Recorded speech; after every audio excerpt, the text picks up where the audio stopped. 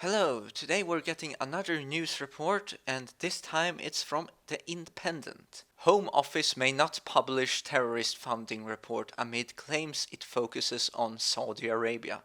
Inquiry is thought to focus on Saudi Arabia, which the UK recently approved 3.5 billion worth of arms export licenses to. An investigation into the foreign funding of extremist Islamist groups may never be published, the Home Office has admitted. The inquiry, commissioned by David Cameron, was launched as part of a deal with the Liberal Democrats in December 2015, in exchange for the party supporting the extension of British airstrikes against ISIS into Syria. But although it was due to be published in the spring of 2016, it has not been completed and may never be made public due to its sensitive contents. It is thought to focus on Saudi Arabia, which the UK recently approved 3.5 billion worth of arms export licenses to. And here's a video of Theresa May saying a message. Let's listen to this. While we have made significant progress in recent years, there is, to be frank, far too much tolerance of extremism in our country. So we need to become far more robust in identifying it and stamping it out across the public sector and across society. That will require some difficult and often embarrassing conversations. But the whole of our country needs to come together to take on this extremism. And we need to live our lives not in a series of separated, segregated communities, but as one truly united kingdom. A spokesperson from the Home Office told The Independent a decision on the publication of the report would be taken after the election by the next government. But in a separate interview with The Guardian, a spokesperson said the report may never be published, describing its content were very sensitive. Tom Brake, the Liberal Democrat Foreign Affairs spokesman, has written a letter to the Prime Minister pressing her on when the report will be published and what steps she proposes to take to address one of the root causes of violent extremism in the UK.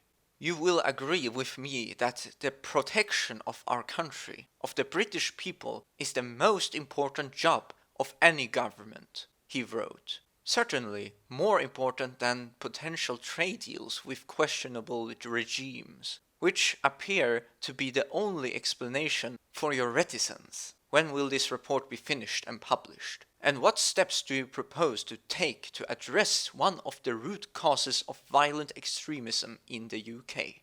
Mr. Brake accused Ms. May of adopting a short-sighted approach to the funding of violent Islamist groups in the UK and urged that those who fund them should be called out publicly, accusing the Conservatives of being worried about upsetting their dodgy friends in the Middle East. He said party had broken their pledge to investigate funding of violent Islamist groups in the UK. He added, that short-sighted approach needs to change. It is critical that these extreme hardline views are confronted head-on, and that those who fund them are called out publicly.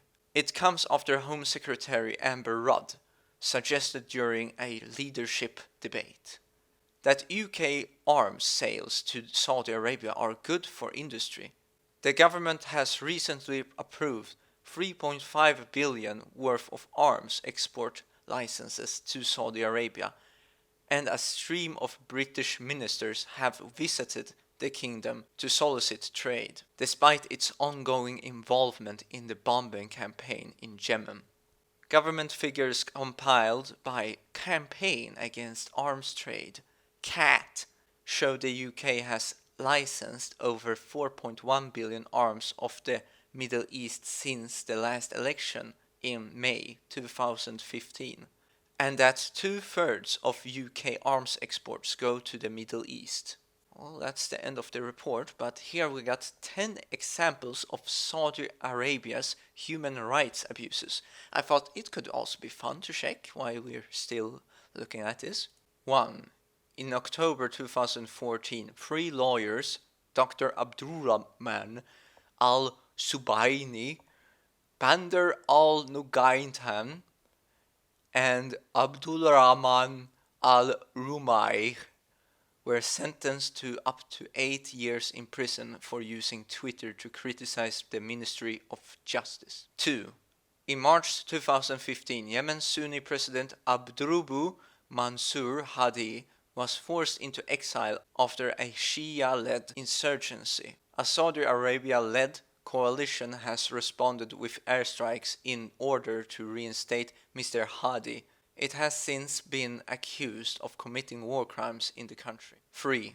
Women who supported the Women to Drive campaign launched in 2011 to challenge the ban on women driving vehicles, faced harassment and intimidation by the authorities. The government warned that women drivers would face arrest.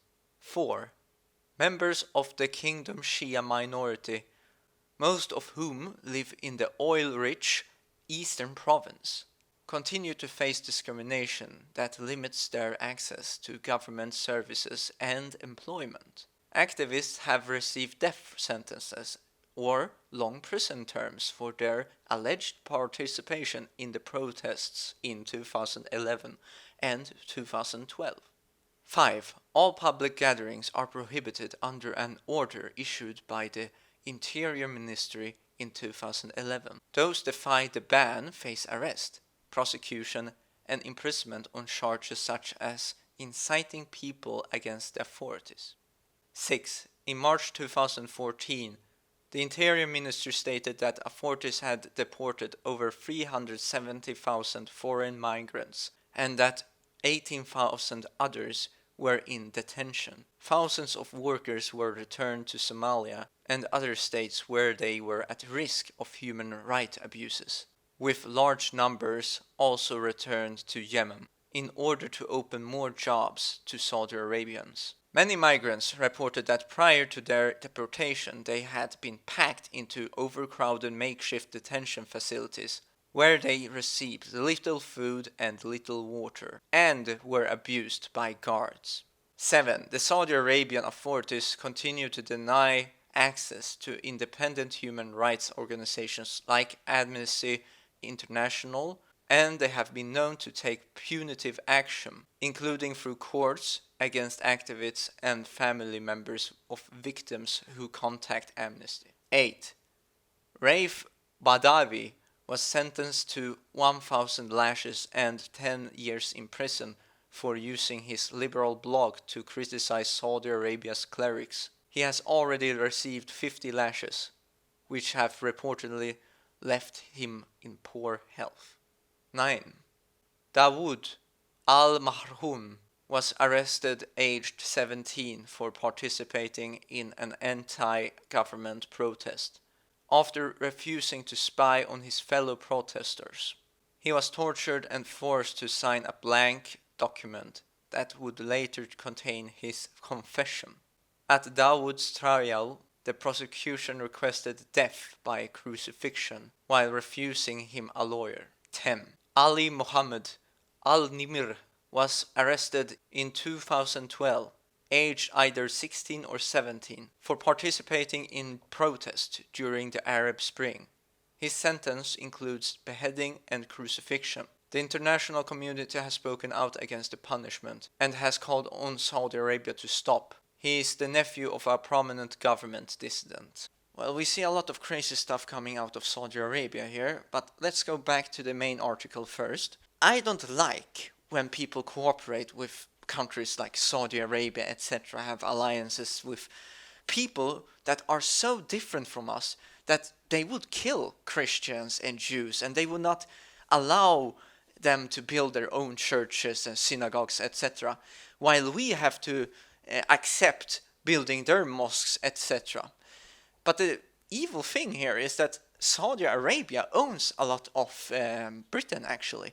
Like, they own like every big mall, etc. in Britain. They fund these mosques just about everywhere. They are very rich. And it's all about money, as you probably heard on the report, that it creates a lot of industry for the UK, which means job and money.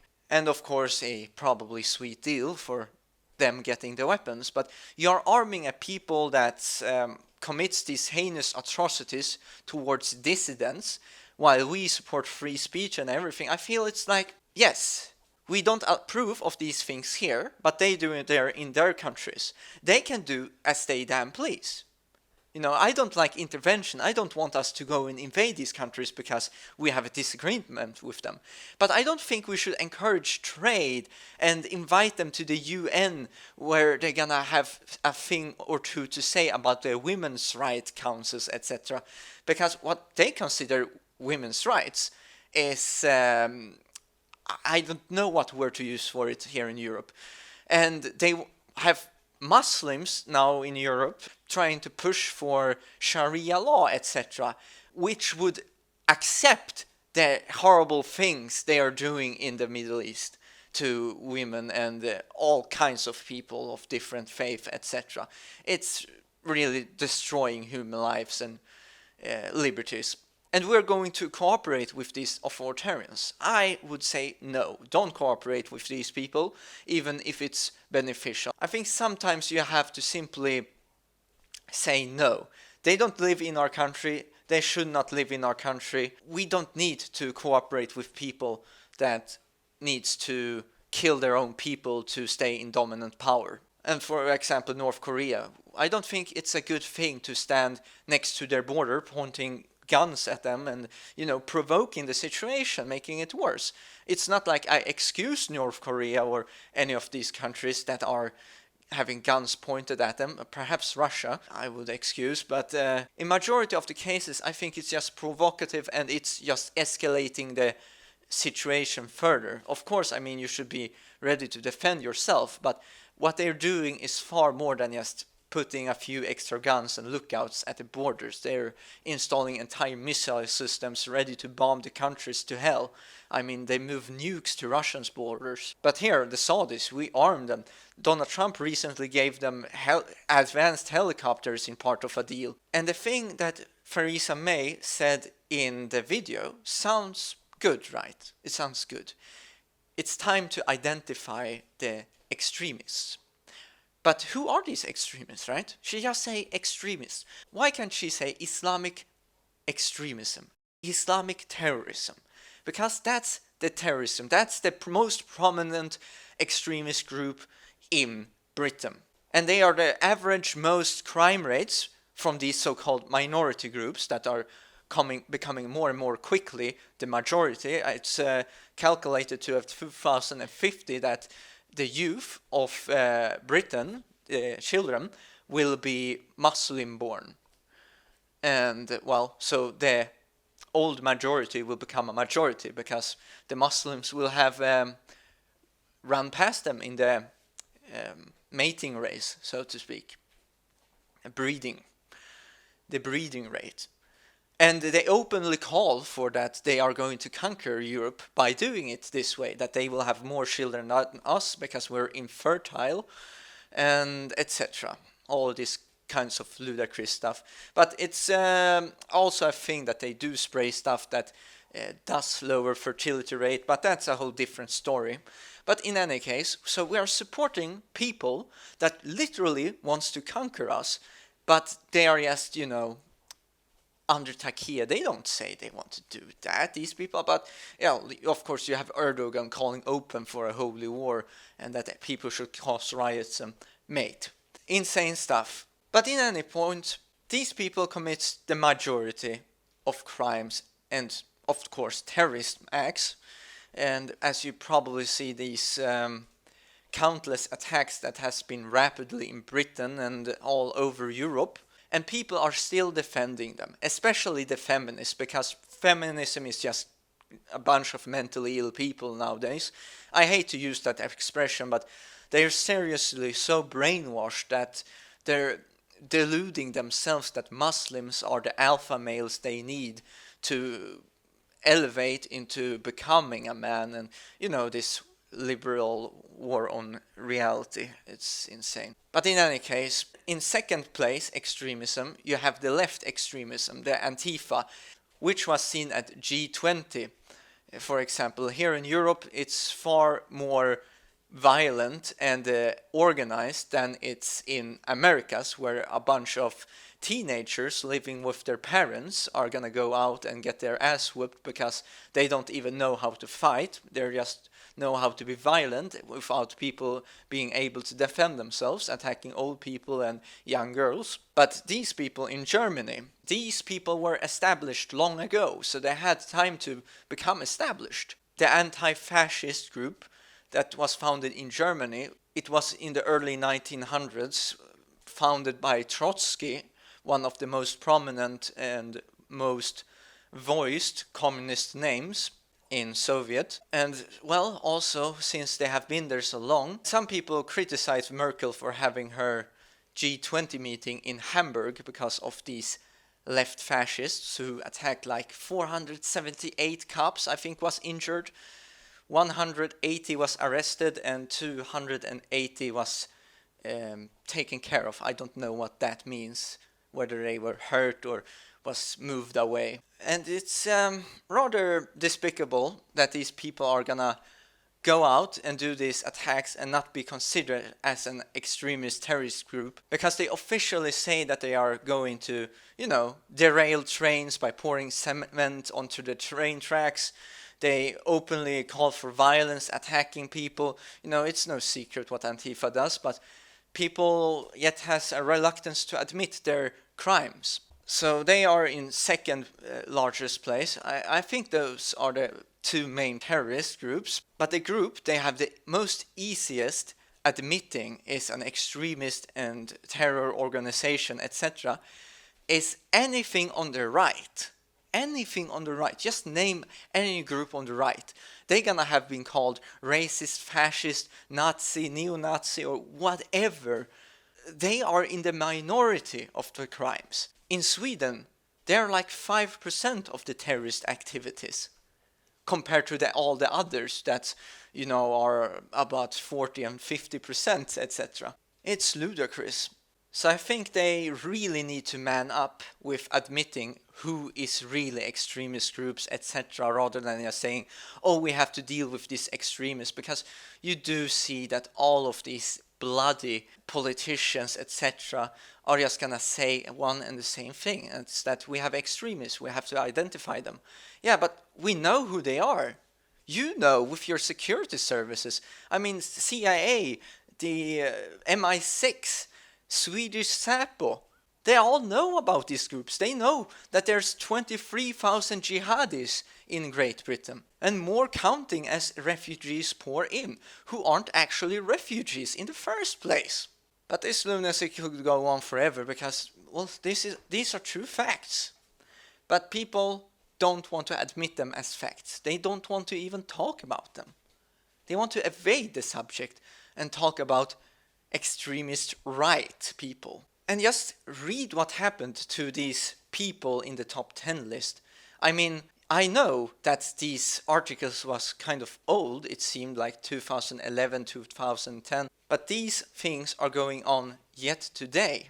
And it should be taken into consideration, and you should not cover the truth from the people, especially when you promised another political party, because the people were trusting you to release this information. By hiding this information, this investigation, they are censoring us from the truth. We want the truth. We don't care about the relationship between Saudi Arabia and Europe. We want the truth. I think the people who have lost family members want the truth. People don't want to sit and be lied to over and over. And the government should not be able to get away with it. And yes, those who tries to censor this news from us, they should be called out publicly, and they should have to answer for it. Why are they protecting terrorists? Are they in on this? An investigation should be set on them for being so reluctant to share this information when they promised, they made an agreement to share it. And the people have been fooled by this and should be fooled no more. We don't want lies, we want the truth. But these establishment phonies are gonna be dodgy and evasive and manipulative of every situation. I do like when Theresa May speaks. She does seem like a nice lady, but it's probably, I'm just gonna say probably, that she's with the establishment, because obviously she has been against certain things on the right, and she's a conservative. But for example, when Donald Trump won, she became okay with it. She was against the Brexit vote, but then it came through, and then she was okay with it. Not like, oh, I'm gonna stand there and protest. It's a good thing, at least admitting to the people's vote, unlike some others. But I think it just shows what side she's really on. But in any case, when people make deals with Saudi Arabia, I just don't feel it's a good deal at all to make.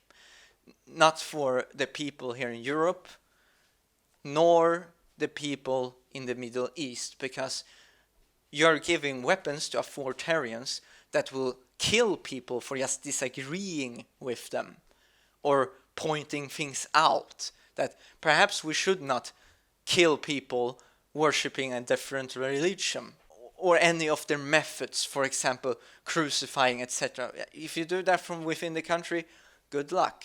Or if a woman gets raped and reports it, she's the one that's going to jail because she had sex outside of marriage. Insane, I know, insane, I know. But yet again, Saudi Arabia has a great hold of Europe and America because they have lots of foundings. And I mean, Hillary Clinton got a feminist campaign thing going on in Saudi Arabia. But I think it's more of, people donating money there. And she plucks it into her pockets, because what can really a feminist movement do to women in Saudi Arabia? Yeah, I'm just questioning this, because I saw a report of this before, and I'm just confused when you see information like this. Also, Saudi Arabians are having a bit of an issue, because the king appointed one of the princes to become the next king, and I think it was Ben Solomon, which stirred some sparks into both politicians and people's eyes, and it could escalate to a civil war, according to certain experts. But Saudi Arabia has been under threat before from civil war, so it's probably not gonna happen. But it is known all throughout history that people have killed their own family members, their brothers, to become king, to become more prominent, to get power. So it's not impossible, but only time will tell what will happen in Saudi Arabia. One final thing I wanted to talk about Saudi Arabia before finishing this video is that the African migrants, economical ones, that comes from Central Africa, Somalia, etc., is the most prominent country. They flood Europe with these refugee boats and pretend that they're Syrian, but they're clearly not Syrian. One of these boats came to Saudi Arabia, and they turned out to be dead.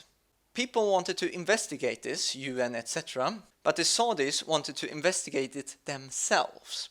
You see, because obviously they don't want anyone else to meddle into their affairs, because they used to have a rule that any refugee coming into their country would be shot on sight. Meaning, rather than taking in people, they would shoot them at their borders. And well, in this case, they came in their boat and they shot them dead in the boat. They did not want them into their country. So, obviously, they want to cover up their crime.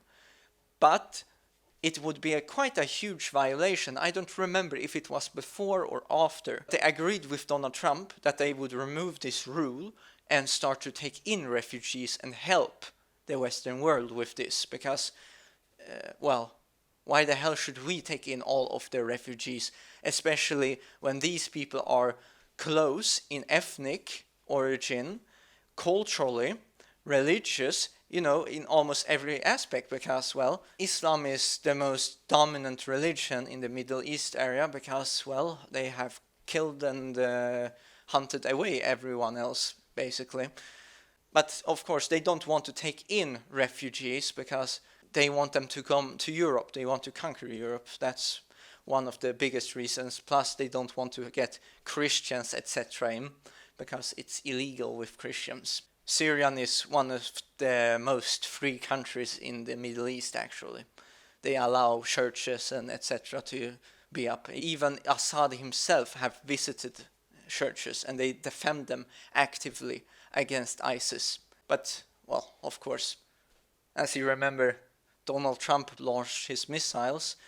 He left a town open that had a church, a Christian town, open for ISIS attacks, because that Air Force base he bombed with those 50 missiles were protecting them, Russian alongside with the Syrian forces.